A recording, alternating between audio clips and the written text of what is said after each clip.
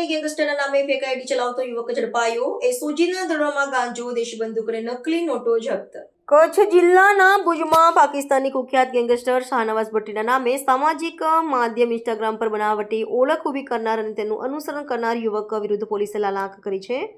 ભુજના ખાડકીપડિયા વિસ્તારમાં રહેતા આફતાબ ઉર્ફે અલ્તાફ રજા ખાડકી નામના યુવકની શંકાસ્પદ ગતિવિધિઓ પર નજર રાખી રહેલી સ્પેશિયલ ઓપરેશન ગ્રુપની ટીમે મધરાતે તેના નિવાસસ્થાને આકસ્મિક દરોડો પાડ્યો હતો.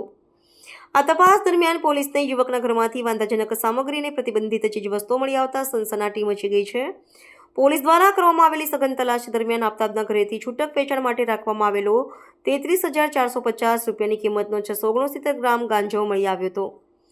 વધુ તપાસ કરતા આરોપીના ગાદલા નીચે છુપાવેલી રાખેલી સિંગર બોરની દેશી બંદૂક અને 3 ખાલી કારતૂસ પણ જપ્ત કરવામાં આવ્યા છે. આટલું જ નહીં, તલાશી દરમિયાન ભારતીય ચલણની નકલી નોટોના બંડલો પણ મળી આવ્યા છે, જેની ઊંડાણપૂર્વક તપાસ હાથ ધરવામાં આવી છે. પાકિસ્તાની ગેંગસ્ટરના નામે ઓળખ બનાવીને સ્થાનિક યુવાનો પર પ્રભાવ પાડવા અને ગુનાહિત પ્રવૃત્તિઓનું સંચાલન કરવાના આશયથી આ બધું રાખવામાં આવ્યું હોવાની આશંકા સેવાઈ રહી છે.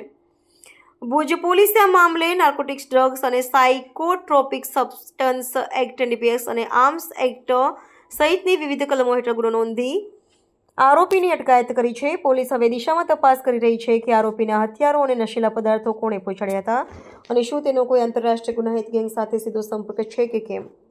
સીમાવર્તી જિલ્લામાં પ્રકારના તત્વોની સક્રિયતાને સુરક્ષા એજન્સીઓએ ગંભીરતાથી લીધી છે.